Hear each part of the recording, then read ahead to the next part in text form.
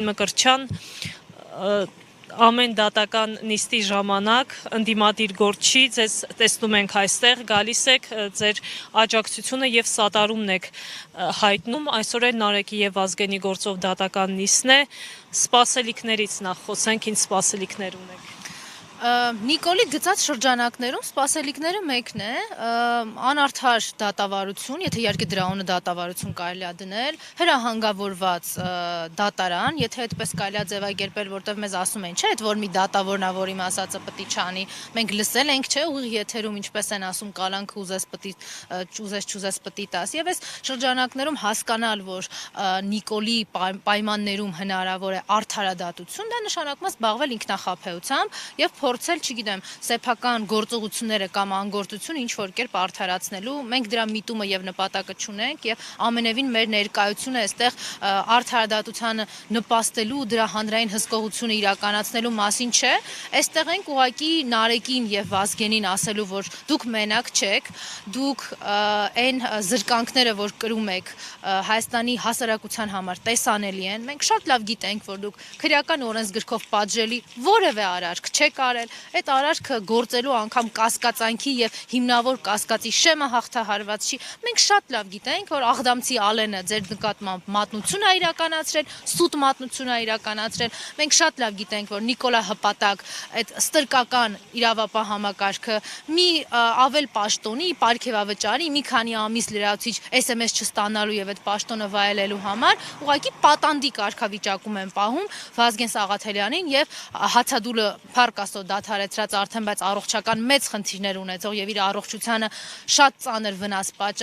վնաս հասցրած Նարեկ Սամսոնյանին։ Այս մարդիկ չեն կարող լինել անգամ այս դատաքննության ընթացքում։ Այստեղ դատաքննություն չկա, սա վրեժխնդրություն է, սա ցուցադրական պատիժ է, յուրաքանչյուրիս ինձ, ձեզ եւ Հայաստանի քաղաքացիներին տեսեք, թե ինչ է լինում Նիկոլի դեմ գնացող մարդկանց, ինչ է լինում Նիկոլի դեմ պայքարող մարդկանց, ինչ է լինում մարդկանց հետ, ովքեր ուզում են ունենալ հայրենիք, անկախ հայրենիք, չեն ուզում այս թուրքական ճանապարհը անցնել եւ սա ակնհայտորեն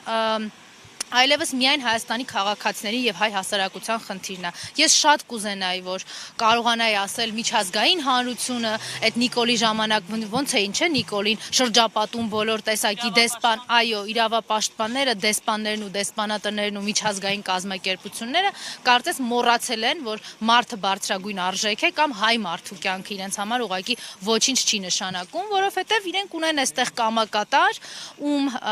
այդ կառույցների միջոցով էլ Նիկոլի հասնում է թուրք-ադրբեջանական փողերը եւ ինքը այստեղ Հայաստանը վերածում է թուրքական եւ ադրբեջանական մի տարածքի վարչական, որտեղ պիտի ունենան իրենք անխոչնդոտ գործողություն իրականացնելու հնարավորություն։ Այ անխոչնդոտություններից մեկն էլ սա է ենթադրում, հայ մարդը պիտի Հայաստանում դատվի, Հայաստանի բանտերում լինի են նույն կարգավիճակում, ինչ որ Բաքվի բանտերում են հայ պատանդները։ Տիկին Մկրտչյան, Արարատ Միրզոյանի ելույթից չեմ կարող որոշ հարցեր չհնչեցնել, Ստրասբուրգում խոսեց եւ ժողովրդավարության մասին, թե ինչպիսի ժողովրդավար երկիր է Հայաստանը, նաեւ հարց հնչեց, թե ինչպես է ստացվում, որ սրբազաններ են այսօր կալանավորված, նա ասաց, որ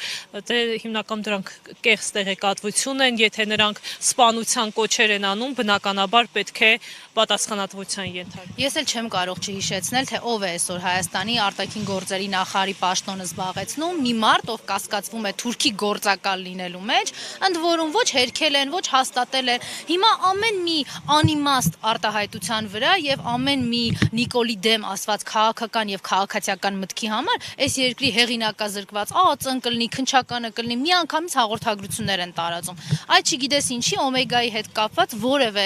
կասկած փարատելու անհրաժեշտություն իրենք չեն տեսել։ Դե Օմեգայա թուրքի գործակալը հիանալի կատարում է իր աշխատանքը։ Եկեք մեր թուլությունը եւ անկարողությունը այստեղ անկեղծ լինենք ու ֆիքսենք, որ այսօր մեր պետության արտաքին գործերի նախարարը Եվրոպայի խորհրդում ներկայանում է մի մարդ, ով որ թուրքի գործակալ է, հիանալի կատարելով իր պարտականությունները։ Իսկ ինչ վերաբերում է ինչ-որ սպանության կոչերի մասին, թող մի հատ տեսնեն այդ Նիկոլի շուրջը հավաքվածները ինչ կոչեր են անում հայ առաքելական եկեղեցու հետ կապված, թող տեսնեն Հայաստանում քաղաքական գործիչների, Նիկոլի դեմ պայքարողների կողմից ինչ կոչեր են արվում Նիկոլի կողմնակիցների շուրթերից այդ մարդկանց նկատմամբ, ինչպես են իրենք վերաբերվում կին քաղաքական գործիչներին եւ ինչպիսի